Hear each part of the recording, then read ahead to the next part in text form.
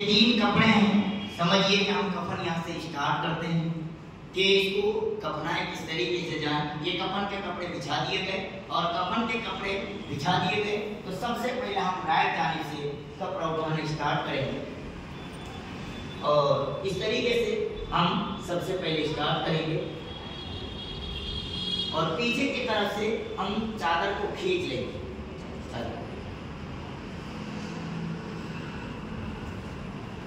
कफन के जो दूसरे कपड़े बिछाए हुए हैं उसको भी हम उसी तरीके से राइट से पहले उठाएंगे, फिर लेफ्ट से हम इस तरीके से उठाएंगे और इस तरीके से उठाकर बाकायदा इस दरमियान अगर कोई देखना चाहे किसी को तो बाकायदा वो दिखा भी सकते हैं, कोई मसला नहीं।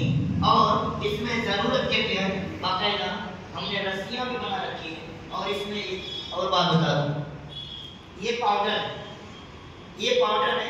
अगर आप कफन के कपड़े में डालना चाहें तो डाल भी सकते हैं, अगर नहीं डालना चाहें तो नहीं डाल सकते। अगर आप चाहें कि भाई नहीं मुझे कब्र में ही डालना है पूरे, तो कब्र में पूरा डाल सकते हैं। अगर आप इसमें डालना चाहें तो भी आप डाल सकते हैं।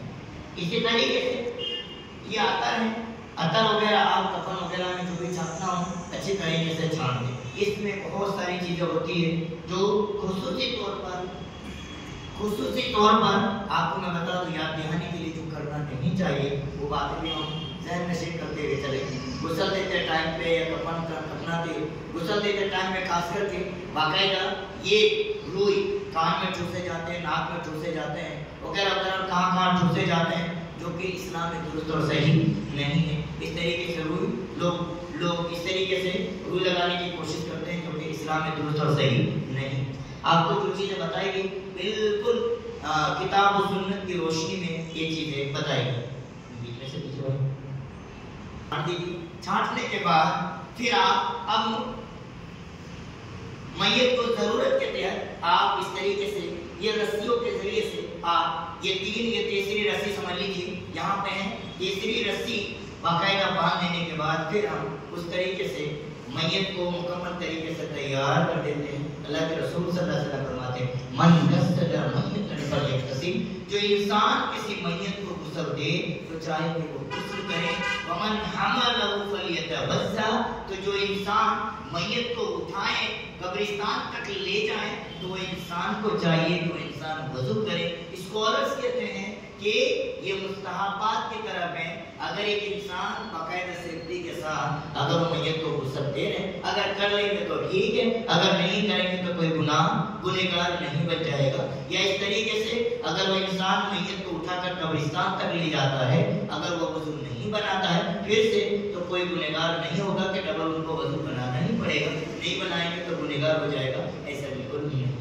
अब सवाल ये है, मैयत मुकम्मल तरीके से हमने गुस्ल देकर कफना कर तैयार कर दिया, अब मैयत को उठाकर अपने को ले जाना, तो वो सारी चीजें हम आपको से बता देते हैं कि मैयत को उठाकर ले जाने के दौरान ना कोई तस्बीह है, ना कोई तहलील है, ना कोई तकबीर है, ना कोई किसी किस्म के अल्फाज है, ना किसी किस्म की कोई दुआ है, कोई भी दुआ नहीं। आप सिर्फ चलते जाएंगे, लेकर शहर कमौसा तक पहुंचेंगे, कब्रिस्तान तक आप उनको लेकर जाएंगे और ले जाने के बाद फिर आप उनकी नमाज जनाजा पढ़ेंगे। नमाज जनाजा 4 ज़वाइद तकबीरात से नमाज जनाजा अदा की जाएगी। और आप समझ लीजिए अगर मैयत जेंट्स का है तो आप उनके सर के पास इस तरीके से खड़े होंगे, और अगर मैयत अगर लेडीज का है तो आप बीचों बीच खड़े होंगे, कमर के पास खड़े होंगे और इस तरीके से 4 ज़वाइद तकबीरात के जरिए से बाकायदा नमाज जनाजा अदा की जाएगी। हर तकबीर में रफ़्उ यदैन करेंगे। पहली तकबीर के बाद आप अक्सर लोग या ये कहते हुए सुने होंगे, पहली तकबीर के बाद लोग सना भी पढ़ते हैं। सना का शुरू किताब सुन्नत में दूर